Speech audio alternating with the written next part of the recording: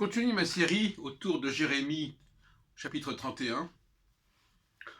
Et je le redis d'ailleurs,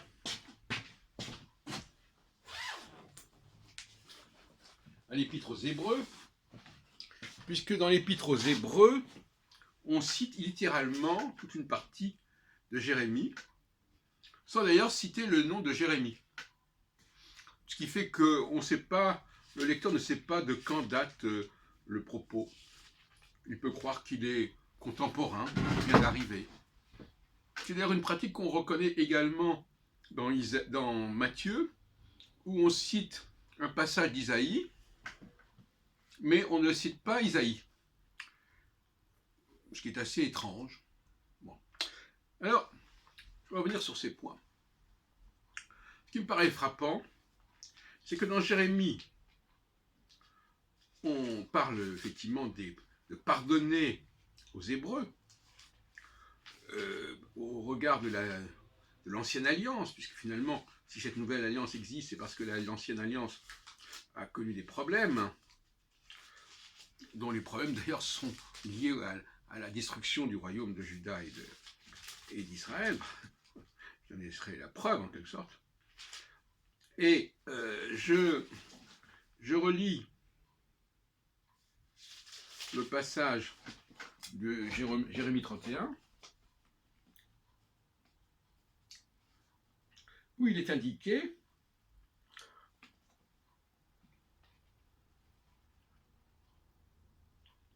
je pardonnerai leurs fautes et je ne me souviendrai plus de leurs péchés. Donc déjà, il y a un message de pardon.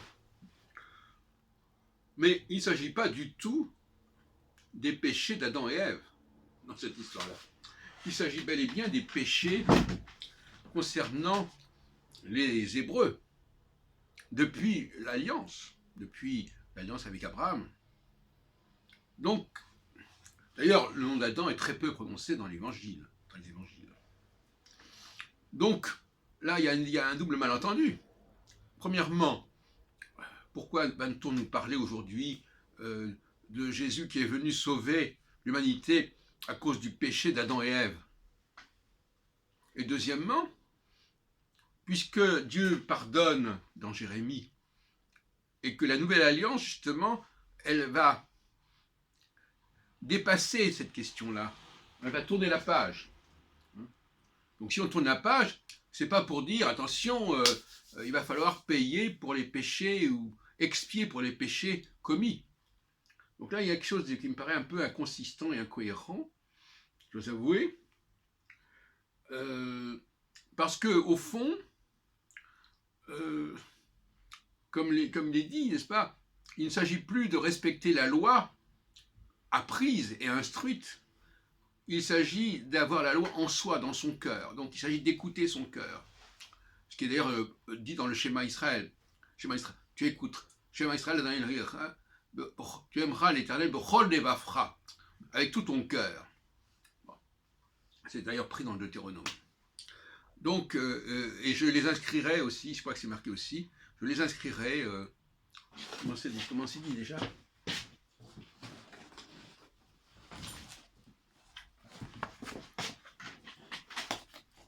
Je les inscrirai, que les paroles que je te prescris aujourd'hui soient gravées dans ton cœur. Voilà.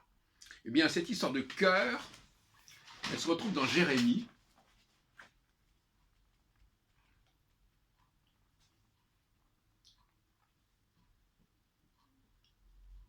Car désormais, je mettrai mes enseignements au fond d'eux-mêmes, je les écrirai sur leur cœur. Qu'on ne dise pas que le schéma Israël ne fait pas écho à Jérémie 31. Bon. Cela dit, la plupart des Juifs n'accepteraient pas d'utiliser le mot Nouvelle Alliance parce que c'est connoté christianisme, etc. Cela dit, dans l'Épître aux Hébreux, ce chapitre-là fait sens puisque, d'après ce que disent les commentateurs, ce serait une épître qui s'adresserait essentiellement aux Juifs tentés par le christianisme, ce qui est tout à fait compréhensible. Ça ne pose pas de problème, puisque le christianisme, c'est la nouvelle alliance. c'est l'affirmation qu'il faut se détacher d'un certain nombre de pratiques, d'une liturgie, d'une fréquentation, d'une instruction, d'un enseignement, etc. Donc, on peut tout à fait adhérer à cela. Mais il faut bien comprendre que seuls les Juifs peuvent le faire.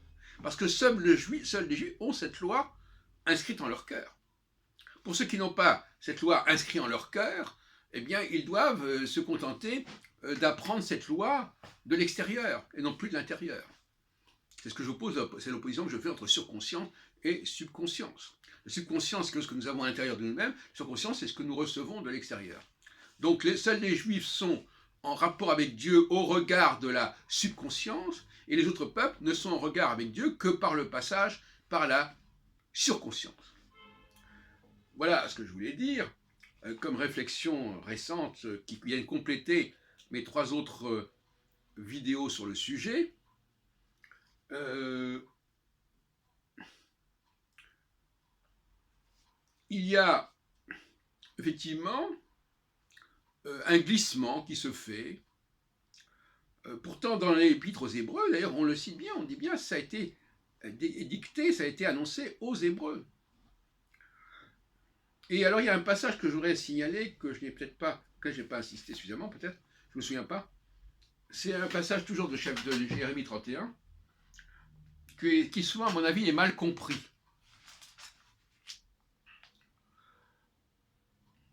Il est dit, c'est à partir du verset 33.